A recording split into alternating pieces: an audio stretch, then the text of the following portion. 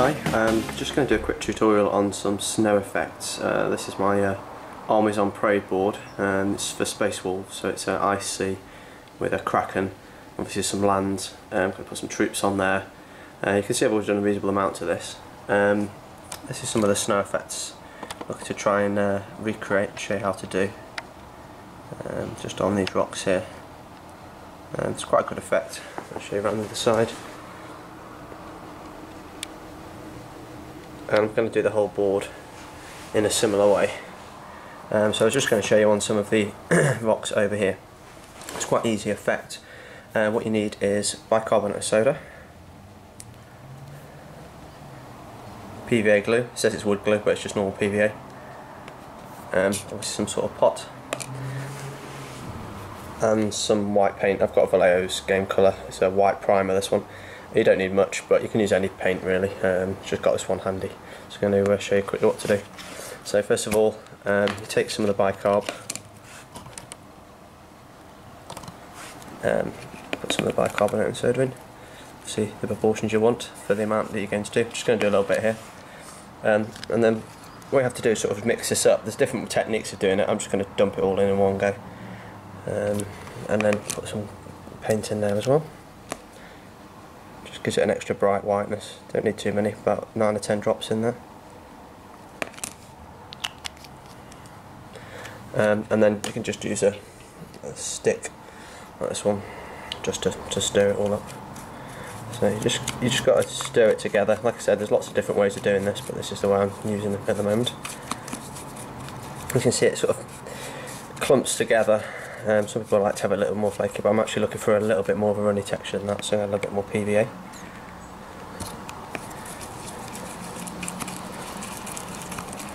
Okay, so it's getting a bit close to what we want.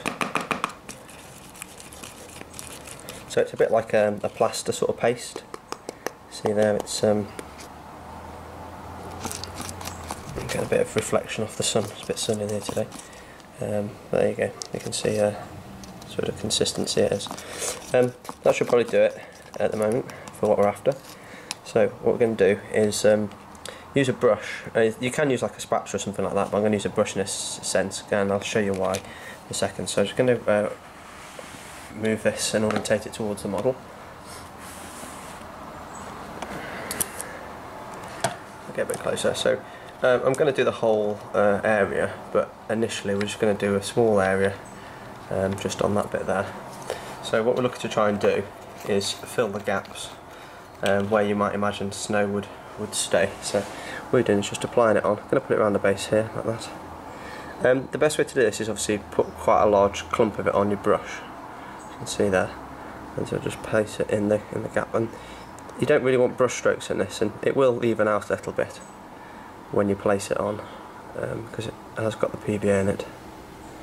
So something like that. And then what you can do with the brush, just wipe off the excess in the bottom of the tray, and then you just. So that wasn't very well focused on that, was it? Just let me move this around a second.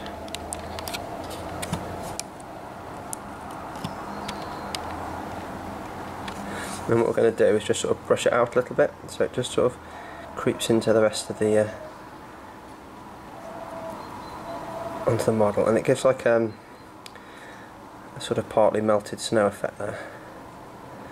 So I probably want to build that up a little bit. You see it's not that smooth, and obviously the snow would have settled quite nicely on that, so just build it up a little bit more. Like that.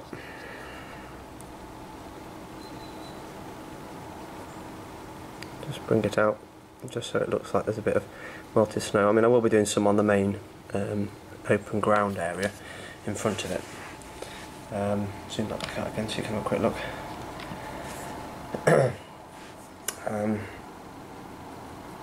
Yeah, so that's pretty much it, to be honest with you. It's quite a short video really. One thing I do additional to that is actually get some white flock. This is just Games Workshop flock, quite expensive, but we're not going to use much of it. So what you do now is just open up the flock. Try not to spill it everywhere. I haven't yet, but you never know. And then just take a pinch in your hand, and all you're going to do is just put a little bit over the top of the bicarb. And what that does just gives it a little bit extra texture. So it looks a little bit more realistic, like snow. So if we zoom into that again, you probably can't see that very well, unfortunately. But I have got one that's over here, so we'll try a different angle. Just bear with me a second. These are the ones I did earlier, and it's just giving it a little bit extra texture on top. I don't know how well you can see that, but it's giving it sort of a fluffy effect. Get the view focus, hold on. There you go.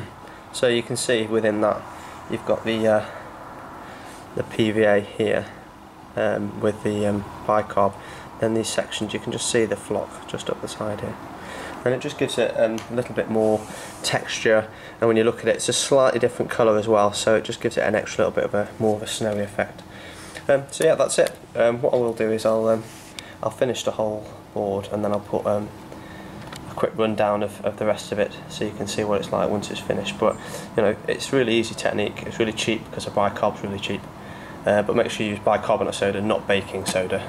It's a different stuff. It's got more additives and things like that, whereas this is literally just bicarbonate soda. And some people grumble about a yellowing effect, and that's usually because they're using baking soda. Okay, well, till next time, thanks very much.